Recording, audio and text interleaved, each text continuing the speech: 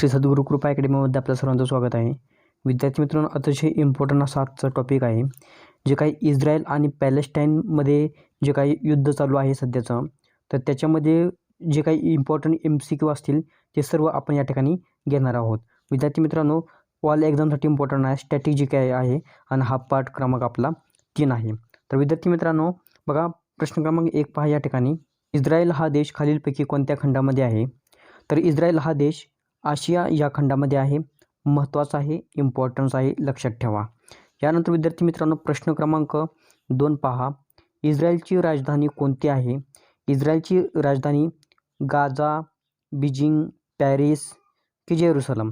तर विद्यार्थी मित्रांनो, जेरुसलम ही इस्रायलची राजधानी आहे. इस्रायलचे चलन जर तुम्हाला विचारलं तर इस्रायली शेकल आहे. विद्यार्थी मित्रांनो, अतिशय इम्पॉर्टंट पॉईंट आहे, याच्यावरती प्रश्न तयार होते चांगला. त्यानंतर प्रश्न क्रमांक 3 पहा. इस्रायलमधील सर्वात लांब नदी कोणती? तर विद्यार्थी मित्रांनो, जॉर्डन ही इस्रायलमधील सर्वात लांब नदी आहे. त्याचप्रमाणे विद्यार्थी मित्रांनो, नाईल नदी ही विद्यार्थी मित्रांनो दक्षिण आफ्रिकेतील असून ही जगातील सर्वात लांब नदी आहे. हे पण तुम्हाला लक्षात ठेवायचं आहे. ही जगातील सर्वात लांब नदी आहे कोणती? तर नाईल नदी. आणि इस्रायलमधील सर्वात लांब नदी विचारलं तर जॉर्डन ही नदी आहे. त्याचप्रमाणे विद्यार्थी मित्रांनो, इस्रायलमधील सर्वात उंच पर्वत कोणतं? तर माउंट हेर्मोन हे इस्रायलमधील सर्वात उंच पर्वत आहे. त्याचप्रमाणे विद्यार्थी मित्रांनो, हे सर्व जर MCQ केले तर याच्या व्यतिरिक्त तुम्हाला कोणत्याही प्रकारचा एक्स्ट्रा MCQ करण्याची गरज नाही. 2023-24चे जे काही एक्झाम असतील तर त्या सर्व एक्झामसाठी उपयुक्त आहे. त्याचप्रमाणे विद्यार्थी मित्रांनो प्रश्न क्रमांक 5 पहा. इस्रायलमध्ये सर्वात जास्त कोणत्या धर्माचे लोक निवासी आहेत किंवा राहतात? तर विद्यार्थी मित्रांनो, यहुदी या धर्माचे सर्वात जास्त लोक इस्रायलमध्ये आहेत. हे महत्त्वाचं लक्षात ठेवायचं आहे तुम्हाला. त्याचप्रमाणे विद्यार्थी मित्रांनो, इस्रायल या देशाची स्थापना कधी झालेली होती? तर 1948 झालेली आहे. हे तुम्हाला लक्षात ठेवायचं आहे. त्याचप्रमाणे विद्यार्थी मित्रांनो पुढील प्रश्न पाहूया. प्रश्न क्रमांक पुढे पहा. इस्रायल आणि फिलिस्तीन या दोघांमधील संघर्ष मुख्यत्वे खालीलपैकी कोणत्या कारणांमुळे होत आहे? तर विद्यार्थी मित्रांनो बघा, काही धार्मिकसुद्धा कारणं आहेत आणि प्रादेशिक समस्या पण आहे. बघा विद्यार्थी मित्रांनो, हे धार्मिक आणि प्रादेशिक समस्या अतिशय महत्त्वाचा पॉईंट आहे. ह्या 2 कारणांमुळे जास्तीत जास्त त्यांच्यामध्ये युद्ध संघर्षाचं प्रमाण होत आहे. त्याचप्रमाणे विद्यार्थी मित्रांनो यानंतर विद्यार्थी मित्रांनो पुढील प्रश्न पाहूया. इस्रायलची जी संसद आहे त्या संसदेचं नाव काय आहे? तर नेसेट ही इस्रायलची संसद आहे. महत्त्वाचा पॉईंट आहे, लक्षात ठेवायचा आहे. त्यानंतर प्रश्न क्रमांक 8 पहा. नेगेव हे वाळवंट खालीलपैकी कोणत्या देशामध्ये आहे? तर नेगेव हे वाळवंट इस्रायलमधील आहे, प्रसिद्ध वाळवंट आहे. याच्यानंतर प्रश्न क्रमांक 9 पहा.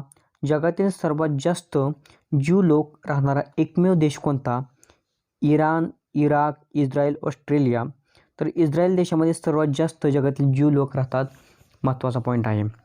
यानंतर प्रश्न क्रमांक 10 पाहायचा आहे. खालीलपैकी कोणत्या देशात मृत समुद्र आहे? तर विद्यार्थी मित्रांनो, इस्रायल या देशामध्ये मृत समुद्र आहे. विद्यार्थी मित्रांनो, इस्रायल या देशाला 4 भूसीमा लागू आहेत, 4 देशांच्या सीमा लागू आहेत. त्याचप्रमाणे विद्यार्थी मित्रांनो प्रश्न क्रमांक 11 पहा. इस्रायलच्या पंतप्रधानांचं नाव काय आहे? तर बेंजामिन नेतन्याहू हे इस्रायलचे पंतप्रधान आहेत. हे तुम्हाला लक्षात ठेवायचं आहे. याच्यानंतर प्रश्न क्रमांक 12 पाहूया. इस्रायलच्या शेजारी किती देश आहेत? इस्रायलच्या शेजारी एकूण 4 देश आहेत. त्याच्याप्रमाणे विद्यार्थी मित्रांनो इस्रायलच्या शेजारील किती देश आहेत? 4 आहेत. आणि ते 4 कोणकोणते आहेत?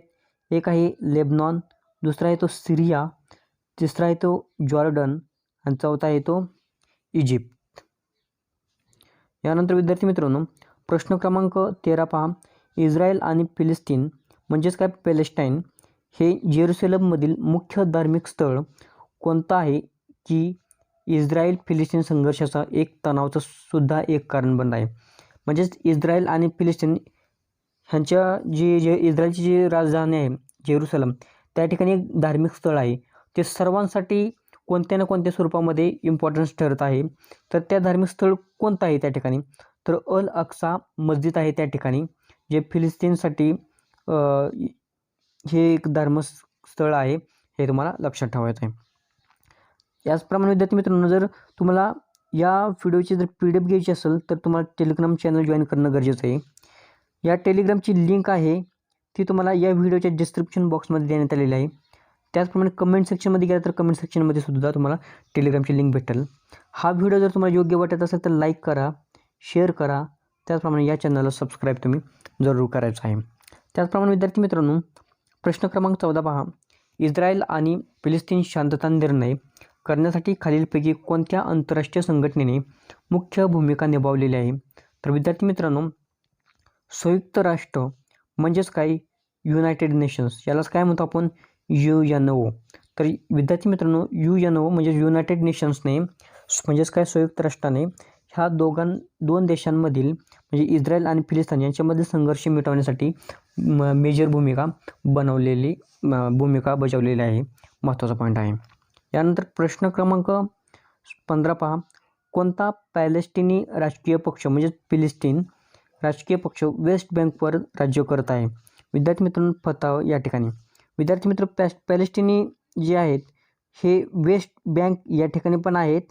त्याचप्रमाणे यांचाच काही भाग गाझा या ठिकाणी सुद्धा आहे, हे लक्षात ठेवायचं आहे. त्याचप्रमाणे विद्यार्थी मित्रांनो, पुढील प्रश्न पाहूया. यानंतर प्रश्न क्रमांक, कोणता पॅलेस्टिनी राजकीय पक्ष वेस्ट बँकवरती राज्य करत आहे? तर फताह. विद्यार्थी मित्रांनो, जे काही गाझा या ठिकाणी आहे त्या ठिकाणी हमास ही संघटना आहे, हे तुम्हाला लक्षात ठेवायचं आहे. जे पॅलेस्टिनीच आहेत पण ते हमास म्हणून त्यांची एक संघटना आहे. तर ही संघटनाची आतंकवादी म्हणून त्याची घोषित करण्यात आलेली, हे पण महत्त्वाचं आहे. पॅलेस्टाईन संघटनेचे अध्यक्ष कोण आहेत? तर अब्बास हे पॅलेस्टाईनचे अध्यक्ष आहेत. प्रश्न क्रमांक 16 पहा. इस्रायल आणि पॅलेस्टाईन वेगळी करणाऱ्या वेस्ट बँकमध्ये इस्रायलने बांधलेला अडथळा किंवा कुंपणाचे वर्णन करण्यासाठी काय म्हटले जाते? म्हणजेच विद्यार्थी मित्रांनो बघा, या ठिकाणी इस्रायलने काय केलेलं आहे? या ठिकाणी वेस्ट बँक आहे, या ठिकाणी इस्रायल आहे, हे तुम्हाला लक्षात ठेवायचं आहे. आणि या दोघांच्यामध्ये एक कुंपण तयार करण्यात आलं किंवा एक भिंत वगैरे म्हणायचं किंवा एखादं कंपाऊंड केलेलं आहे. तर या कंपाऊंडचं नाव काय ठेवलेलं आहे इस्रायलने असं विचारलेलं आहे या ठिकाणी. तर ते वेस्ट बँक बॅरियर आहे, हे तुम्हाला लक्षात ठेवायचं आहे. याच्यानंतर प्रश्न क्रमांक 17 पहा. पॅलेस्टाईन राजधानी म्हणून कोणते शहर ओळखले जाते? तर रामल्ला ही पॅलेस्टाईनची राजधानी आहे, हे महत्त्वाचा पॉईंट आहे. त्याचप्रमाणे विद्यार्थी मित्रांनो, प्रश्न क्रमांक 18 पहा. कोणता पॅलेस्टिनी राजकीय पक्ष गाझा पट्टीवर राज्य करतो? तर विद्यार्थी मित्रांनो, हमास हा गाझा पट्टीवरती राज्य करतो. विद्यार्थी मित्रांनो, हमास ही संघटना आतंकवादी संघटना आहे असं युरोपियन कंट्रीने त्याला घोषित केलेलं आहे, महत्त्वाचं आहे. त्याचप्रमाणे विद्यार्थी मित्रांनो, फताह आहे ती कुठं आहे? वेस्ट बँक या ठिकाणी आहे, हे तुम्हाला राजकीय पक्ष लक्षात ठेवायचं आहे. त्याचप्रमाणे विद्यार्थी मित्रांनो, प्रश्न क्रमांक 19 पहा. इस्रायलची गुप्तचर संघटना कोणती आहे?